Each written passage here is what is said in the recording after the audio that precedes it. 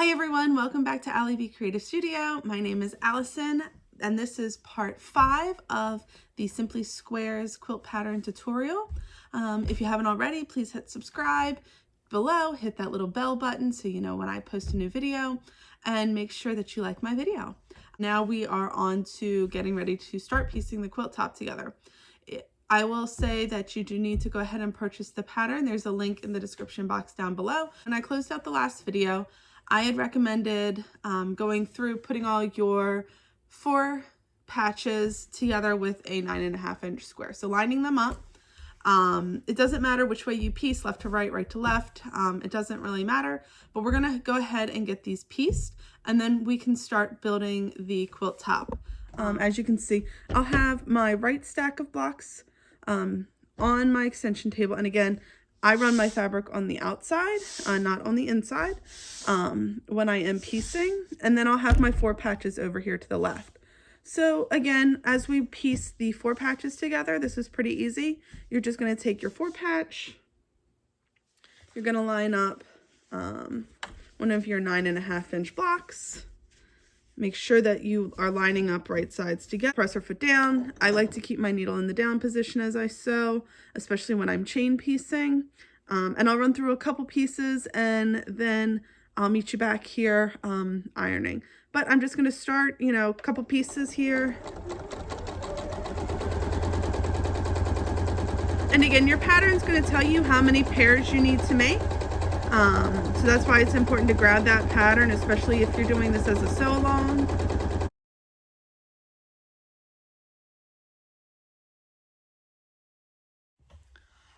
Okay, so I finished chain piecing all of my 4 patches to my 9.5 inch blocks. And I'm just gonna, again, use my little purple doodaddy blade saver.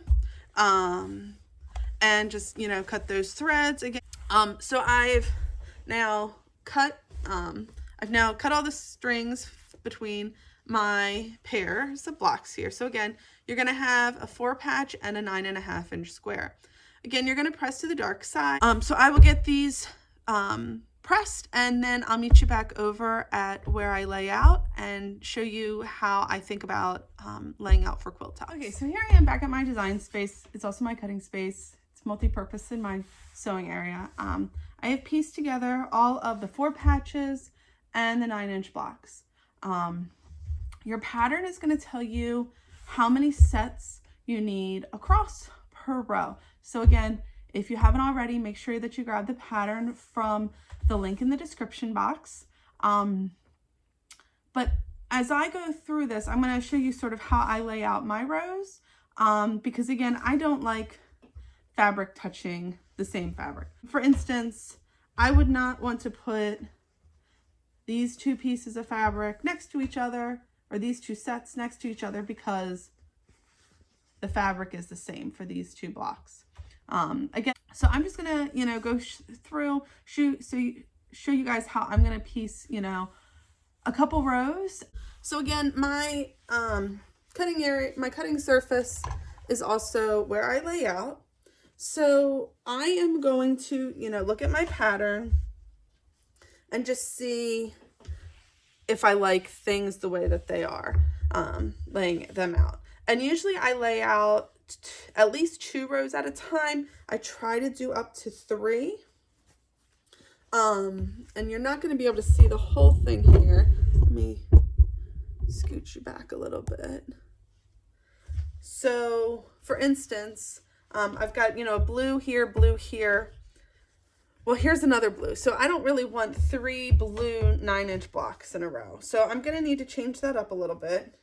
So I'll probably move this one out of the way. And let's see here.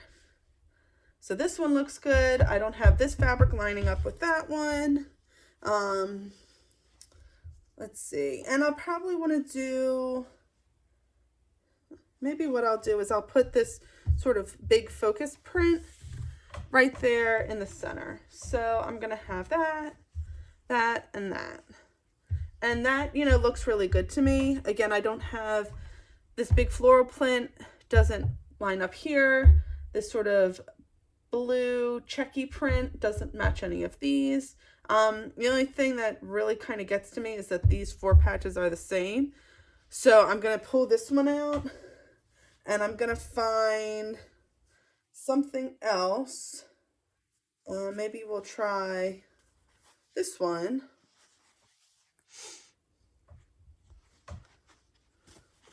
Let's go that way. And that's the other thing about laying out is that, you know, when you happen to put a set the wrong way, you can fix it.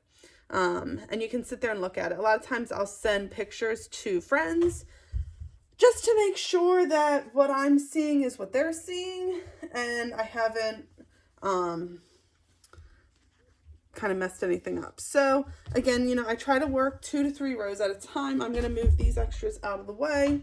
So, you know, we could do, you know, these 2 prints don't match this. This large box doesn't match this. Let's see here. If I swivel it this way, we've got 2 dragonflies, but that's not a huge deal. These 2 are catty corner. That I could live with. I'm not a huge fan of that, but I can live with that. Let's see what other ones I've got. And I will say, when you have sort of these big focal prints, I try to make sure that they're spread throughout the quilt evenly. So I think what I'm going to do is I'm going to switch this one out. Again, this doesn't match those. We're good there. And now I can't use this one here. If I tried to do that one there, this would match that, that would match that. And then you've got a whole nother sort of pattern going on. So again, I'm going to pull that one off to the side. Maybe I could find something with some gold in it. Let's see. I've already got a blue. That's a blue. So I think I'm going to want, you know, a black background with some gold. We've used, let's see here. You know, now that's a busy print. This is not a really busy print. But if I do some gold, I think I'll do this one. And I think that'll work. So again, this dandelion over here doesn't match either of these. This doesn't match that. Yes, there's some gold here, and these 2 match and those 2 match. But again, that's completely reasonable. So what I'm going to do is I'm going to lay everything out, and then I will start piecing my pairs together. Okay, so by now you should have your rows pieced together. So the number of pairs per row, which is outlined in your pattern. And then what I do and what I recommend is I recommend piecing your quilt in halves. So you want to take your quilt, the number of rows, say you have 10 rows. I want to make sure that I piece 5 rows for the top and 5 rows to the bottom. So usually I start doing it in pairs. A piece, you know, pairs of rows together. When you have an odd number, you know, so if you have 10, you would do 2 sets of 2 rows, or 2 sets of 2 pairs of rows, there we go, and then add that 5th row on at the very end. I just find that it makes handling the fabric more manageable, because if you start doing just row by row by row, you're going to end up with this giant piece of your quilt top on the bottom and then a small row at the top. So things get a little cockeyed on your machine, and especially if you're not working on a big table, extension table or anything, that just makes it more unmanageable. Go upstairs. So what I'm going to do is I'll show you guys how I piece a row together so that you can see how I nest the seam. Okay, so I'm over here at my sewing area, and again, I'm left-handed, so all my rows are laid out on the left-hand side of me, and I've got the 2 rows that I'm going to start with. So what happens when you piece rows, as we talked about with the 4 patches, you now have seams you need to nest. So when working through this, first of all, I can already tell that my pieces are backwards. So we're going to fix that.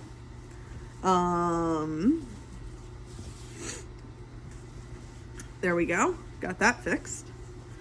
And this is, again, another reason why laying out is good, so you can see where those mistakes are. So when you're working with your rows, you're going to have seams with every block to nest. Again, you know, here's your 2 seams. You'll line them up, make sure that you form that X. And you want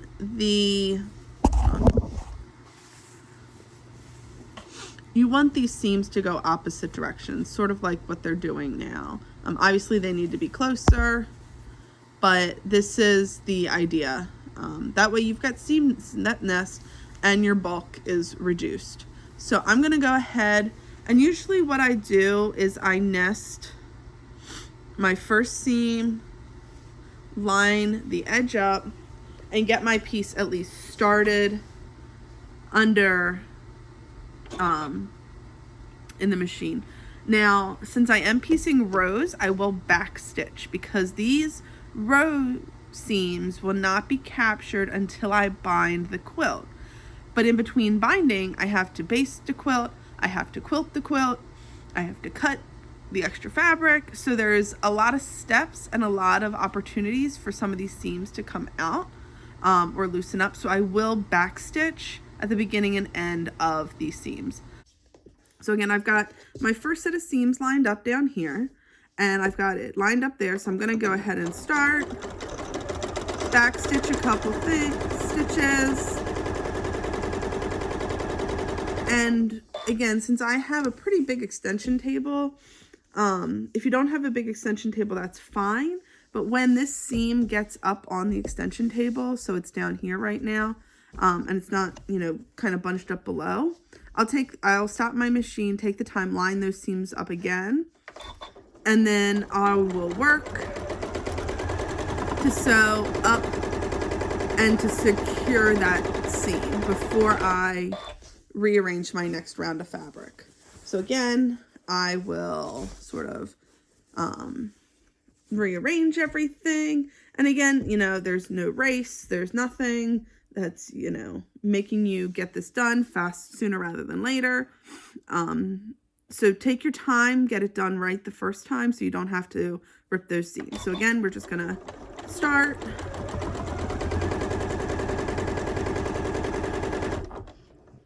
That seam now is on my extension table. I'm gonna nest it, and again, sew until I get to that seam.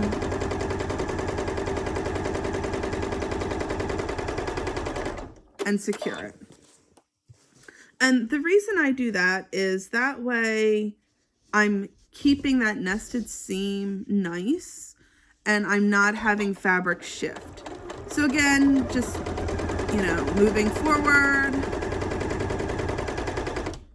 my seams on my extension table, and I got to figure out which way my seams are going. I find, and this just works better for me, that if you have seams that are going the same way, shift your top seam because you can control that seam. Whereas the bottom seam, as you work up, it might get caught on something, it might get a little funky, and you might not have that perfectly nested seam. If your seam doesn't nest perfectly, don't kill yourself over it. No more seams to nest as I'm at the end of my row. So I'm just going to take that all the way to the end, back stitch a couple stitches,